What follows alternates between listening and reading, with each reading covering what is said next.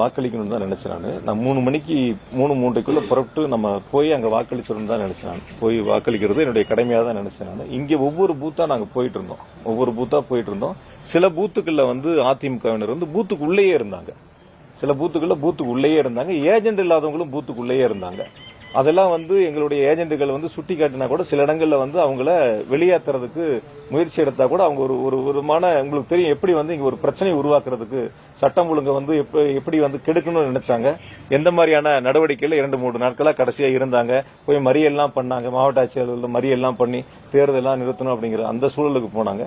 கடைசி அந்த 2 மணி நேரங்கள்ல ஒரு பரபரப்பான சூழல் இருக்கக்கூடிய அந்த காரணத்தினாலதான் நான் வாக்களிக்க போக முடியாத ஒரு சூழல் ஏற்பட்டது. ஏன்னா முழுமையா இங்க இருந்து பார்க்க வேண்டிய அவசியம் ஏற்பட்டதால் தான் நான் வாக்களிக்க போக முடியல. உள்ளபடியே நான் போகணும். 3 மணிக்கு புறப்பட்டு 5 மணிக்கு நாங்க போய் ஓட்டு போடணும்னு நினைச்சு கடைசி கட்டம் ஒரு பரபரப்பான ஒரு சூழல் ஏற்பட்டது. அந்த சூழலை தவிர்க்க வேண்டும்.